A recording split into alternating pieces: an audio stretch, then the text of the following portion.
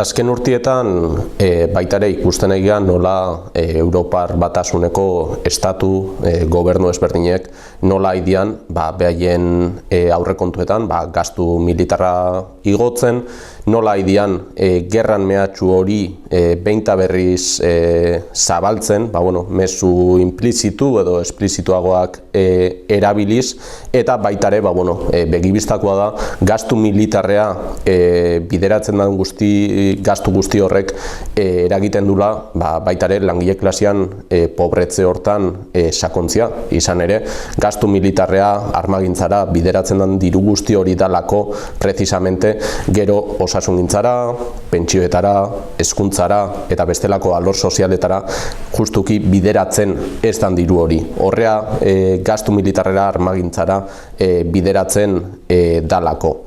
Gaina, gastu militar edo armagintzan igoera hau justifikatzen da, nolabait Europako autonomia estrategiko baten mesedetan, Europa bea indartzeko ezinbestekoa izango zen zerbait bezala, eta pixkat kutsu sozial, kutsu humanista hori emanez nolabait. Bizideun gerra imperialista testuingurua ez duke lotuta dago kapitalismoan fase honi, biharrezkoa dulako kapitalismoan gerra hauetan sakontzia aurrea egiteko beak. Eta gerra testuinguru honetan negozio bilakatu da. Mundu mailako potentziak behaien nagusitasuna zalantzan ikustekoan modu basatien aidea erasotzen gainako herrialdiak. Hau ikusi dezakegu Estatu Batuen partetik edo Israelen partetik ekialde hurbileko kasuan. Niretzako gerrak kapitalismoan zerbitzura da ona dalako eta kapitalismo neoliberalak nahi duna da aberatsak orduan da aberatxo izatea eta pobriak orduan da pobrio izaten bukatzea. Horren kasuan, ikusteten adibide garbilena da Estatu Batuak egiten nahi dana bere botirea lortzeko eta behaien aberastasunakin segitzeko. Esan bezala, gaztioi bereziki, baina ez soilik aizaizkigu mezuak iristen, preparau inbergeala, gerrara juteko, zerbitzu militar derrigorrezko batera juteko. Kasu batzutan saltzen dana, voluntario bezala, oaingoz, aukera da kasu, voluntarioa da, animatzen zaitugu, baina beste batzutan, ja mezuak dianak, esan dakoa, derrigorrezkoa, modu koerzitibo baten iten dana, junin berko ezu zerbitzu militarra egitera, junin berko ezu gerrara preparatuta egon berko zea, orduan esan beharra do, gazte belaunaldiek datozen urtetan edo datozen hilabetetan inkluso presente eukiko duten gai bat, bai izango dela gerrana, bai izango dela zerbitzu militarrarena eta horren aurrean beharrezkoa izango dela, oain arte ikusi den bezala herrialde batzutan, gaztiak altzatzen segitzea eta esatia ez daudela pres gerra hoietan, gerra kapitalista eta imperialista hoietan parte hartzeko.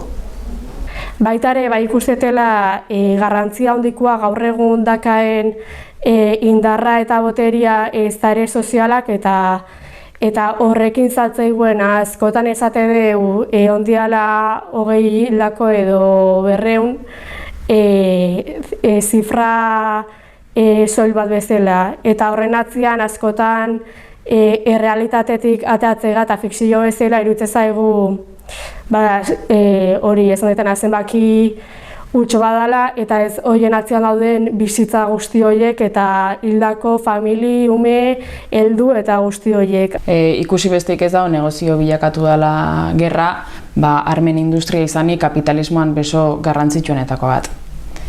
Eragin ekonomiko hau nabaria da gizarteko sektore guztitan, bizitzaren garestitzia ikusi dezakegu hau, baina batez ere sektore prekarizatuenek pairatuko lukete garestitze hau. Eta gertatzen da, gastu militarrean inbertitzen den bitartean, bestelako inbertsioak alde batera lagatzeialako. Eta ez hori bakarrik, eragina bestelakoa ere bada, gu gerran parte bihurtu nahi gaituztelako.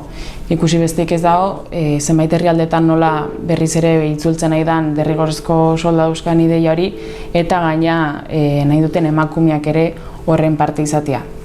Honen aurrean guri gelditzen zaiguna da lurralde eta gorputzen burujabetzan alde lerratzea eta herrien arteko elkartasunan eta borrokan sakontzen jarraitzea. Baita ere, bai ikustetena da gaztiengan eragin zuzena dakala gerrak gure bizikostua handitzealako eta gure prekarietatea horrekin batea. Askotan horren ondorioz ezin deulako permitiu bizitza duin bat izatea eta gure autonomia jeistealako.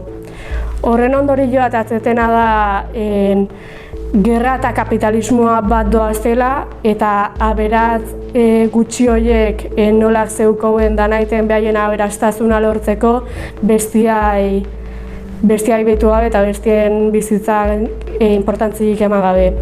Eta injustizi guzti horien aurrean iruditzen zaitela garrantzitsua kontzientzia, bizitza horiei garrantzia ematea eta modu kolektiboan aldan heinean aurre egitea.